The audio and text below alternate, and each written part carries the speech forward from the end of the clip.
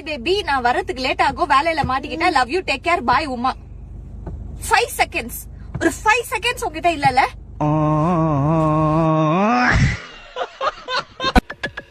இன்னும் நீங்க உங்க எக்ஸ மறக்கல? 2 நிமிஷத்துக்கு முன்னாடி ஸ்டவ்ல வச்ச பாலையே மறந்துடுறேன். பல வருஷத்துக்கு முன்னாடி லவ் பண்ண பழைய லவ்வர் எப்படி ஞாபகிச்சுட்டு இருப்பேன். என்னங்க டீ குடிங்க, சூடா இருக்கா, ஆத்தி தரவா? ரொம்ப ஓவரா இருக்கு. என்னன்னு சொல்லிட்டீங்கன்னா கொஞ்சம் சுதாரிச்சுப்பேன். நேத்து நீங்க சொன்னதை நம்பாம உங்களோட 2வது போன்ல இருந்து உங்களோட எல்லா எக்ஸுக்கும் come to my home if you are still loving மீன்னு அமிச்சேன். காலையில பார்த்தா ஒருத்தையும் வரல.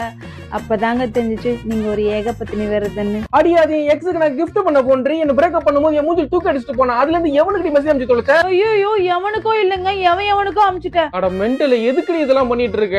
என்னடா இது மதுரைக்காரனுக்கு வந்த சோ? ஆமாமா பாருங்க, சூப்பரா இருக்கு. 7 கலர்டு. குடு நான் பேசுறேன். ஆமாமா, இந்த 7 கலர்டு பாருங்க எவ்வளவு அழகா இருக்கு.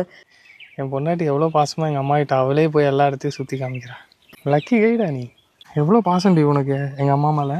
பாசல இல்ல, நான் சந்தோஷமா இருந்தா உங்க அம்மா வெறுப்பு எழுதுவாங்க. சோ நான் கொஞ்சம் வெறுப்பு ஏத்தலான்னு தான் பண்ணேன். கிச்சன் மாதிரியாடா வச்சிருக்க? சோறும் குழம்பு மட்டும் தான்டா செஞ்சேன். சமைச்சதுக்கு அப்புறம் தான் எனக்கு இந்த கொடுமை. சமைக்கும் போதே எனக்கு பண்ணியே ஒரு கொடுமை. என்ன எங்க இருக்கு? குக்கர் விசிலங்க. இந்த முட்டை வாங்கிட்டு வந்து எங்க வச்சிருக்க? இந்த குழம்பு பொடி எங்க இருக்கு? அது எங்க இருக்கு? இது எங்க இருக்கு? ஹெல்ப் பண்றேன்னு எனக்கு எரிச்சல் தான் பண்றேன்.